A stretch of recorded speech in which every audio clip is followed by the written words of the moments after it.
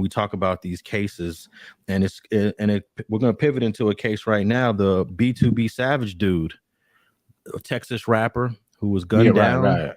He was gunned down a few days after he did an interview where he detailed killing a person in self-defense, and this happened in San Antonio, but he got killed in Houston. I don't know if you've really been tapping in on some of the recklessness of talking about some of this gangster stuff on the internet. No doubt, you know what I mean? I tap into it all the time, and it's a shame that, for views and shit and for clicks and for likes and shit like that, people just jump out there and say anything, have any kind of narrative, without having, the facts, like you were speaking on earlier, so many people that's quick to say somebody did something, but if you wasn't there, you don't know who did what or who has something to do with it. Sometimes I hear things on the internet and I know it's 100% false, but that's the narrative people run with. But this guy right here, his family asked him not to speak about it, for the sake of the family and for the sake of the family of the guy that was killed.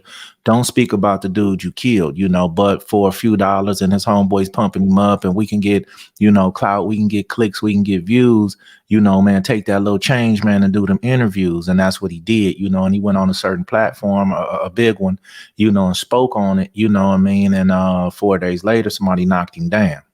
So, I really believe that had he not spoke on it or was speaking on it, publicly, he may still be around. Yeah, most definitely. And I have to, I normally don't mention this dude, but we got to mention him. It's VLADTV. And I'm almost certain that Vlad paid this guy, provided an incentive for him to want to talk about this story, because this guy probably didn't want to talk about it, but then Vlad will throw you $3,000, $4,000, $5,000, and once you do that, once you accept the money, now you're compelled to tell this story, which BTB Savage did, and it could have been the story that got him killed. No doubt. I mean, to be honest with you, I gotta agree with you on that. You know what I mean? And at the same time, that's the one thing about these dudes, that, like you say, to get on these platforms, and let the money or let the ego or let the, the cloud or whatever people want to call it, have you come talk about some shit that, you shouldn't be. I mean, at the end of the day, we do speak on things that's in the news. We speak on people we know. We speak on certain shit. But when they get to talk about a crime, you know what I mean? And a specific person that did it, even if it's myself, it's certain shit that you just got to leave alone and let go, and don't speak on, and in this situation, he went on there, like you say, this on a couple of platforms, but once he got to Vlad, one of the biggest in the country, it was magnified, and it could looked at as taunting. It could have looked at as bragging. It could have looked at in many ways, man, and somebody wasn't feeling it, so I'm not going to sit here and 100% say, Vlad egged him on to get himself killed. But at the same time, sometimes when interviewer asking these questions, you as a man got to be, you responsible for what come out your mouth. And sometimes you have to, not speak on certain things. So, it's unfortunately, man, that this dude that got knocked down, a few days after that interview aired. That's crazy. Hey, I want to ask you about the interview. The self-defense shooting that BTB Savage was a part of. Him and his girlfriend killed a guy, and they were cleared of it. That happened in San Antonio. He gets gunned down in Houston, which is like 3.5 hours away. Do you think that the distance of these two cities, which are both in Texas, 3.5 hours away, it's like from going from LA to Vegas. Do you think that the distance could mean that it didn't have anything to do with what happened in San Antonio, or the distance doesn't matter? Well, I can say and sit here and, for me to be on record speaking with you, you know what I mean? Like I said, I can't say that I'm 100% sure that that's how it went. It could have just been somebody randomly smacked him on something else, cut him off on the road. So you're 100% right that it really could be something else. It is a little ironic that after he went on Vlad that, this dude get knocked down for talking about killing a man, but you got to understand Vegas and LA ain't that far. San Antonio and Houston is not that far either. I got a cousin wasn't in Vegas, that'll knock you out your boots if I called him and say you was there. You know what I mean? So Yeah. somebody can do the same from San Antonio to Houston, you know, so that's not a long enough distance, you know, for you not to be touched, you know, and it's the perfect place to touch you because it's not right here in the town. So you do got some kind of what the police may think is a whole something else, which it really could be, but you know, it could be throwing the police off just based on, you know, it's in a totally different demographics of where you killed the man at. So like I say, man, it's just unfortunate that went like that when his parents, it was on record that his parents asked him not to speak about it, and he, you know, declined to take their advice, went on there speaking about it, man. And you know, unfortunately, for whatever reason, somebody knocked him down. Yeah. You were saying that earlier that you as the interviewee, the guy that's telling the story, has to be responsible also, right? He's got to be able to know what to say, know what not to say, right? True, but at the same time, as an interviewer, you know what I mean? You got to understand, you know, and Vlad got to be smart enough to know that some of these questions you ask him, man, can also double back and incriminate a dude. If he say something different from what he said in the police report, something different than what he said at the police station in order to exonerate him, to make him his self-defense stand, you know, don't be up there asking you some questions that can double back and make them, you know, start thinking maybe that this wasn't completely self-defense or things of this nature. So it's on both of them. You know, it's a responsibility on both of them, but just that certain shit shouldn't have even been discussed, you know. But the only thing about it, what I can appreciate is he was talking about himself. So he wasn't talking about two other dudes. So he wasn't up there, like you say, basically snitching, but he was telling a story, and, you know, a story reflected, you know, could have reflected on his demise, you know? Yeah, but part of those interviews that Vlad does, he's paying. So once he pays a guy, so for example, if you went on Vlad FG and he paid you, he's gonna want you to talk about certain things that you might not want to talk about, but because you're getting paid like You $5,000, can't say no. you Yeah, can't say no. Now you're obligated. right. No, you got 100. Yeah, hell of a point right there. Yeah, hell of a point. Yeah. So I think he knows that if he just sat there with B2B Savage, the interview might not even want to go in that direction. And we all know the reason why he's interviewing him in the first place is because In he the got first off place, on no doubt, self-defense, killing a man. So no doubt. the way around that, the way to get a grown man to say things he don't want to say is dangle a carrot in front of him. And whether that's $3,000, $4,000, $5,000, that's how these interviews in today's social media climate on YouTube are getting done. And Vlad is not the only platform that's doing this. I know about two or three other I ain't gonna say platforms. yeah. I ain't gonna just point at him, but but like you say, you know, dudes got to be responsible before they go sit down to talk about you got to damn near be ready for anything that somebody's paying you for an interview, because they gonna come with all the juicy shit. They gonna ask you about everything that you haven't been talking about and all the shit that you may have been avoiding talking about. They gonna ask you all that shit once they slide that money to you. You know, I damn near would do the same thing, but I wouldn't try to get a dude to incriminate himself or nobody else in a crime just to get the, like you say, the views, you know. And that's something that, you know, big money out there, some of these bigger platforms, they don't give a damn. They want the views because they know people want to know. So unfortunately, this kid lost his life.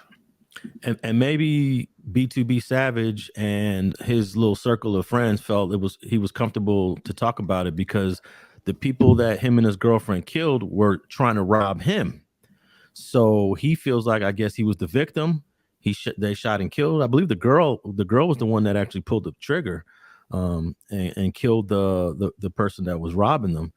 But even though you were the victim in a attempted robbery, just from my perspective, I don't want to talk about that person that I just killed. It's just because that person has a family. You don't know if that person's brothers is gangsters, you know, or uncles, doubt. you know. No So doubt. I think it's just a bad look all the way around. And then to pay somebody to talk about something that is an irresponsible topic to talk about, I think that's just we're hitting the bottoms now. We're at an all-time low in content creation, or whatever you want to call it now, on YouTube. We're just at an all-time low. We cannot create just good stories that don't incriminate people, that don't talk about murder, that don't talk about the victims' families the way that people are wanting to hear. It just seems like this we're going in this whole nother direction, and it's actually quite ugly to me. No doubt. But we living in a society right now where you got extreme sports, you got extreme this, you got extreme that. So they want to see extreme content. Think about it. If you go to YouTube and you click on alligator eating a cheetah, it's gonna have 4 million Yeah. views. You know what I mean? So you have to understand that this is the stuff people want to hear. The juicier the better. They're gonna click in on it. I try to be responsible when I talk. People say, man, F you, you choose your words, carry you motherfucking right. I do. You know what I mean? And it ain't because of the police can come do nothing to me. You know what I mean? But I'm also, thinking of the person who we talking about. If it's a crime that was committed, yeah, we can reread what we saw in the news or give you a small insight on what a person may have been thinking. But these dudes is coming on there just blatantly saying, yeah, my boy Mike, when he shot him 2 times, and yeah, you could not be charged or criminally, but at the same time, you're still giving up some information that not always good to give up, so. I can imagine if you went on one of these bigger platforms that paid you, they're going to be asking you about death row. They want to ask you about Suge Knight, and they probably would even be bold enough to ask you, how do you think Buntry got killed? Who do you think did it? Yeah, that's exactly, a real exactly. question. That's a real question that you would be asked if you went on some of these platforms, because And they those know. are the things that people want to hear. They want to Yeah. know. You know what I mean? And one thing about it, two things were certain. They know FG off that east side, man. And I get DMs and shit in my all the time, man. Man, we know you holding back, man. Tell us some of that shit, man. Yeah. I'm definitely holding back, but at the same time, I got to be responsible. That's what kind of dude I am. That's how I got to be stand up. I give you a little something now and then, but at the same time, I got to be responsible. Okay, well, BTB Savage's real name is Darrell Gentry. He was shot and killed in Houston while he was driving in his Mercedes. And Houston police are saying that this shooting was definitely targeted. So it wasn't like a random shooting. And they put targeted in quotes. And I guess the likely targeting is based on what happened in San Antonio, right? I'm almost like 90% convinced that the targeting of that homicide in Houston is related to San Antonio. I could be 10% wrong, but I'm a stand on that 90%. I always think the police know more than what people think they know. I believe for them to use the term targeting, they may know a little something. He could have got some text message threats or something like that. He could have got some DMs in his Instagram saying, "Hey, bro, leave that shit alone. We gonna touch you up." You know what I mean? They could know something more than we do for them to even go on record and use that term, Alex. So I believe that by them doing that, they know a little something we don't know. Yeah, definitely. And according to the Houston KNS5.com, they're saying that Gentry, the rapper, BTB Savage, allowed another rapper and that man's uncle, later identified as Omar Richardson, into his apartment for a recording session. And then this guy Richardson pulled a gun and attempted to rob Gentry. And that's when him and his girlfriend, I guess they beat him to the punch. They got into a tussle. And then Gentry's girlfriend shot Richardson in the back. So that's how it pretty much went down in San Antonio. Hey man, it didn't went down like that so many other times before where the robber don't go in there and get what he going to get. Everybody's not, pleased with being robbed. Everybody not laying down on robberies. Some people risk their own life, for the simple possessions that somebody is trying to take from them, and I'm not judging or knocking them on that, but some people ain't gonna lay down, so this dude apparently, went in there and got his head knocked in, trying to rob somebody. And, when you go try to take somebody else shit, sometimes this happens, so, hey man, the guy beat it. He got off. It wasn't enough for him. He wanted to talk about it. And unfortunately he lost his life. Yeah, he should have just kept his mouth shut on it. And I'm gonna put a link to this article in the show notes from KENS5.com. But I just want to read just a couple more parts here. It said after the part where they got into a tussle over the gun, this article actually says Gentry told DJ Vlad that he refused to take Richardson to the hospital. And then it says San Antonio police did not press charges against Gentry and his girlfriend. And then it says he was just straight soft, like weak, Gentry said in the interview, which was so far garnered more than 2 million views. Then he said, I went to sleep good as hell the next day and was happy as hell too. So in this interview, these quotes that are in this article, it seems as if he's trying to rub it in that he got away with this. He didn't take the dude to the hospital. And then it says here, are you at all concerned that his people are going to try to come back? DJ Vlad asked. They for sure might do what they might do, Gentry said, but I'm going to get active. That's all it is. It is what it is. And these are the things you just don't want to be saying on the internet, in my opinion. Right. No doubt. You're 100% right about that. And then it says here that Gentry, BTB Savage, posed for pictures in front of the apartment's blood-stained walls. The rapper posted the images to Twitter an hour before the attackers shot him. Damn, that's crazy. Yeah, so, I mean, it's almost, you cannot ignore him getting murdered in Houston has something to do with this incident in San Antonio. And I just believe that Gentry, BTB Savage, just went about it all wrong. And even the platform that interviewed him has to take a certain amount of responsibility because they paid this man to tell this story in such an offensive and hurtful way.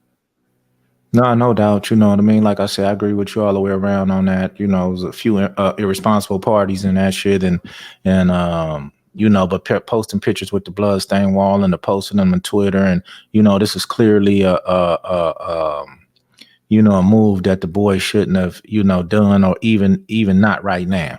You know, say if it was a year from now and you did a, you know, something, but this is fresh and you know, so yeah, some of these dots could connect to, you know, you was targeted, bro. It's very fresh. This happened in February. Yeah, so, that's crazy. Yeah, it's very fresh. And, you know, I was gonna say that maybe if some years had passed, maybe you can talk about it. But I would even say even after 5 years, 10 years, you just might not want to talk about it. And I'll give you one example.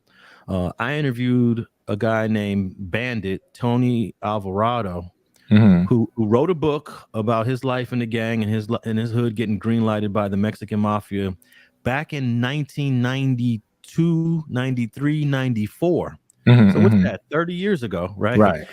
So he does an interview with me. This is 30 years ago. He's talking about what happened. And around September, October, the brother got shot 10 times in front of his house.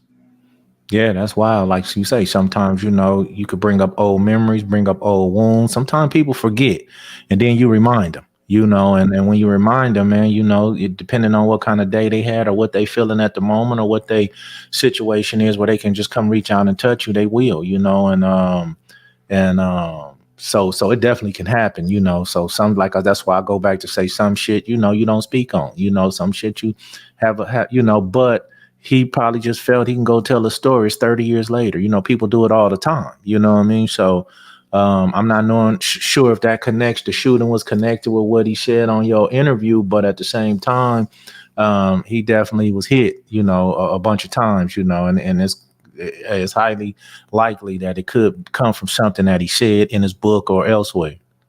Yeah, I think he you know, talking about being greenlit is a very sensitive topic in the Latino gang culture. And even though 30 years have passed, I thought the 30 years have passed was enough time to, you know, tell his story. But, you know, he wrote his book. He told his story. He reached out to me. I did his first interview. But then after he did the interview with me, he did about 5 or 6 more interviews. And I think you know, some people were feeling a certain kind of way. Like, this guy is going all over the internet telling his story, which I feel like he has every right to, but it's an example of how people don't forget.